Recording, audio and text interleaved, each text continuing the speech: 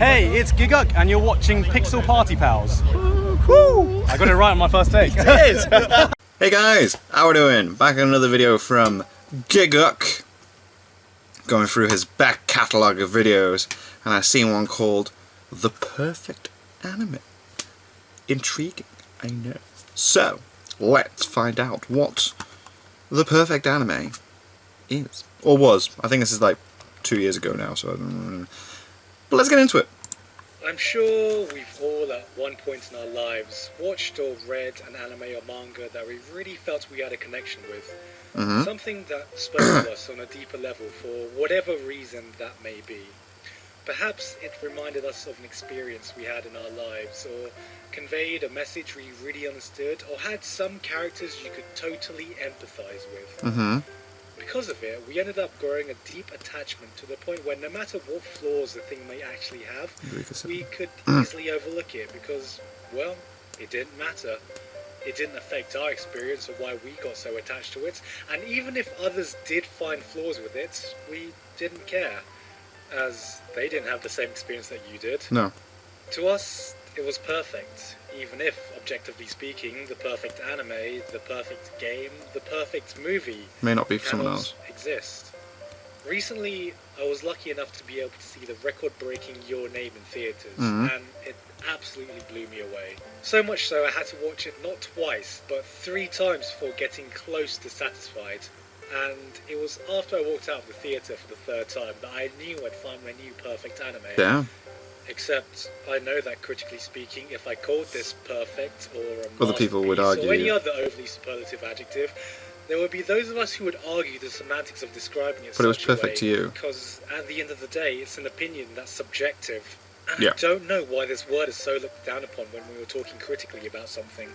Of course I know the film isn't perfect. But- The characters yeah. aren't the deepest, moments of it can play off melodrama, and I'm sure if I thought deeply about it, I can find plot holes, because the film speaks to the heart rather than to the mind. But you don't want to do that. So none of that actually matters to me, because I felt it achieved everything it needed to, and there is so much I love about this film that I wouldn't change a single thing about Don't you it. hate that though, when you realise something I and can't someone goes, remember the well last yeah, time I saw but... something with so much and starts charm breaking and it down. beauty, It's and like, there's shut not up, just I one liked single it. thing I could point at to say why I love this movie. The beautiful dichotomy of the lives of 2 star-crossed lovers learning vicariously about one another, capturing the carefree nature of adolescence, like that melancholic feeling of watching a long summer's day passing by, that dreamlike quality of longing for something that seems preordained yet lost, while mixing in themes of fantasy, long-distance relationships, and natural disaster, somehow weaving all this into a compelling narrative. There are so many elements blending together to create a piece of work that spoke to me on so many levels that went beyond just breaking down characters, animation, writing and music. I walked out of the theatre with the same bittersweet joy of meeting a lost friend you won't see again for a long time, with a reignited passion for this medium I love so much, and that's not one thing you can just put on a 1 to 10 review scale. No. To me, it was a masterpiece, and no amount of plot holes, character writing, or melodrama could take that away from No. me. But I know that not everyone will share the same experience I did, or come to the same conclusion. There will be people it didn't appeal to. Some will have gotten too caught up. Everyone in has the different hype and tastes. simply couldn't connect to it as much for whatever reason, and that's fine. No one will ever create a piece of work that would appeal to absolutely everybody. So why is it that we pretend a good review is something that can objectively break down what makes a piece of media good or not? Okay. Many self-proclaimed critics I've seen always harp back to the writing and characters as the absolute backbone of what makes something good, as if there's only one specific formula to making a great show, which is something I totally disagree with. Yeah. Sure, there is a guidebook and theories to what makes good filmmaking and storytelling, which applies to the majority, but we shouldn't forget what they are. A guide, not an absolute. And Yeah, there are that's a very exceptions to valid every rule. point. Every anime sets out to achieve something different, and part of the charm of certain movies or shows is the way they are able to impress you, even if it clearly has flaws, or sometimes even embracing them. We say show, don't tell, then along comes the Monogatari series, showing us that we can craft an interesting story almost entirely through dialogue. If characters and writing were all that mattered, then we wouldn't get things like the mind-blowing visual extravaganza damn. that was Redline. Yeah. Gurren Lagann came to celebrate the Oh my cheesy hero God. tropes we all Yes. thought we were tired of. One of my and the all-time ending of favourites. Evangelion was such a raw, unfiltered outcry of emotion that, love it or hate it, has remained a topic of discussion and a resonating moment for many people. We're all talking to about it now. This day. video is 2 years old. So what is it that really makes the show mean something to us? The conclusion I've come to is that there is no single technique that portrays You're this, nice. but there is a common driving force I've felt from all of these shows: passion and communication. At the end of the day, anime is a form of art, a way for the creators to communicate to And the express audience in some way, themselves. whether it be Yeah. an idea, a feeling, an experience, or something else. And my favourite shows are the ones where this communication really resonated with me.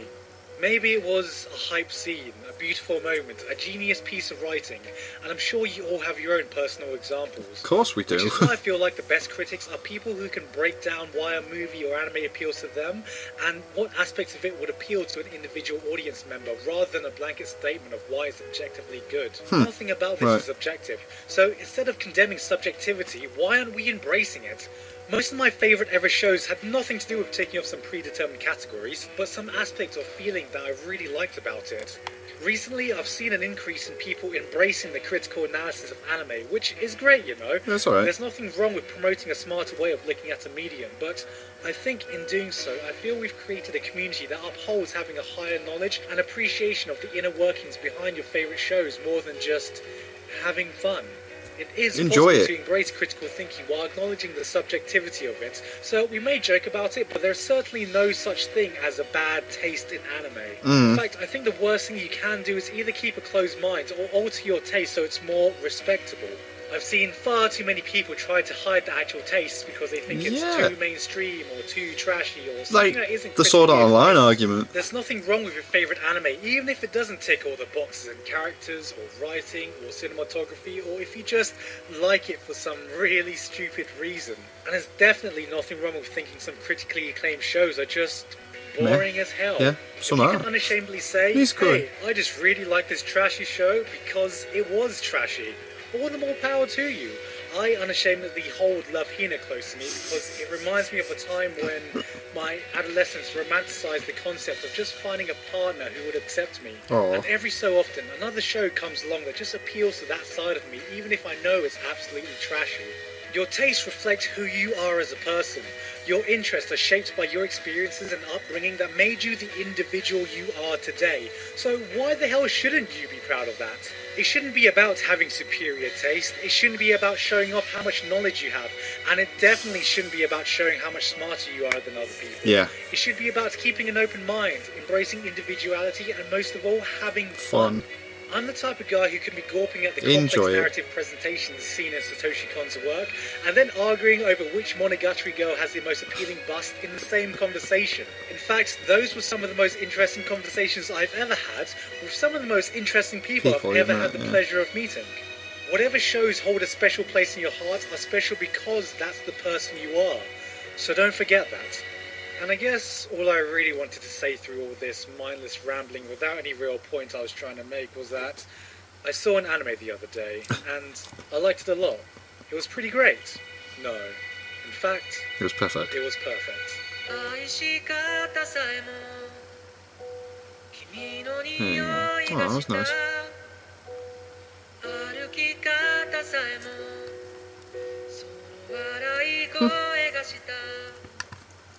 That was a nice little video. I don't know why it got me a little bit. Yeah, I suppose there is that, isn't it? Everyone's got their own taste. Everyone's got their own things that they're into. And it's very easy to go, nah, that's rubbish. But to someone else, it could be the most perfect thing ever made. I suppose there's... Yeah. It's like every time I do a Sword Art Online video, people are like, nah, but it still sucks. It's like, well, I do kind of still like it. I understand where the flaws are. I understand the problems. But I like it. And you're allowed to like things.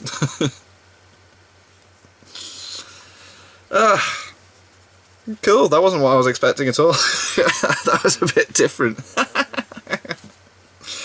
But wow, yeah, cool. Yeah,